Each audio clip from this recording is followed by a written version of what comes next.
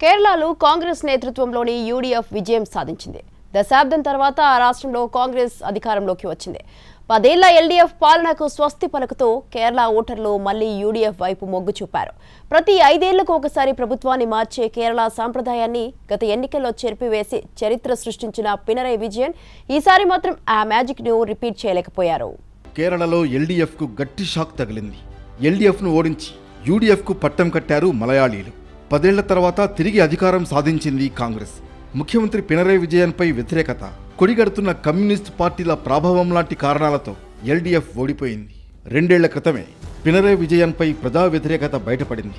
2024 లోక్సభ ఎన్నికల్లో కేరళలో సిపిఎం గెలిచింది ఒక్కటే సీట్. కాంగ్రెస్ మాత్రం 14 సీట్లు గెలుచుకుంది. అప్పుడే వచ్చే అసెంబ్లీ ఎన్నికల్లో ఎల్డీఎఫ్ ఓటమి ఖాయమన్నది తేలిపోయింది.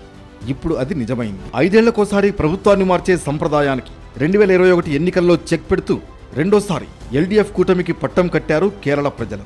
ఈసారి మాత్రం అలా జరగలేదు. దీర్ఘకాలం అధికారంలో ఉండడంతో ఎల్డీఎఫ్ కూటమిపై ఉన్న ప్రభుత్వ వ్యతిరేకత యూడీఎఫ్ కూటమికి బాగా కలిసి వచ్చింది. మార్పు కావాలంటూ యూడీఎఫ్ బలంగా ప్రచారం చేసి ప్రజల్లోకి తీసుకువెళ్ళింది. ఎల్డీఎఫ్ ప్రభుత్వ పాలనలో నిరుద్యోగం, జీవన వ్యయం పెరుగుదల, ఉద్యోగులకు జీతాలు ఆలస్యం లాంటివి ప్రజలపై తీవ్ర ప్రభావం చూపాయి. పెరుగుతున్న ధరలు, నిరుద్యోగం, వ్యవసాయ సంక్షోభం వంటి సమస్యలను ప్రతిపక్షం బలంగా ప్రజల్లోకి తీసుకువెళ్ళింది. ఉద్యోగులకు జీతాలు ఆలస్యంగా ఇవ్వడం వల్ల ప్రభుత్వ ఉద్యోగులు కూడా ఎల్డీఎఫ్కు వ్యతిరేకంగా ప్రచారం చేశారు. ముఖ్యమంత్రి పినరయి విజయన్ పాలన మొదటి నుంచి నియంతృత్వ ధోరణితో సాగుతుందనే విమర్శలున్నాయి. పార్టీలోనూ ప్రభుత్వంలోనూ ఆయన మాటే శాసనం కావడంపై ప్రజల్లో అసహనం పెరిగింది. ముఖ్యంగా గత 2 ఏళ్లుగా ఆయనపై వచ్చిన అవినీతి ఆరోపణలు, ఆయన కార్యాలయం చుట్టూ తిరిగిన వివాదాలు ప్రభుత్వ ప్రతిష్టను దెబ్బతీశాయి. కెప్టెన్ అని అభిమానులు పిలుచుకునే విజయన్ ఈసారి ప్రజలకు అందుబాటులో లేని నేతగా మారిపోవడం ఎల్డీఎఫ్ పతనానికి ప్రధాన కారణమైంది. ముఖ్యంగా అవినీతి అంశం రాష్ట్ర ప్రజల్లోకి బాగా వెళ్ళింది. గోల్డ్ స్మగ్లింగ్ కేసు విజయన్ మెడకు చుట్టుకుంది. అందులోంచి ఆయన బయటపడలేకపోయారు. శబరిమల ఆలయంలో బంగారం చోరీ కూడా విజయన్ ప్రభుత్వానికి మచ్చగా మారింది.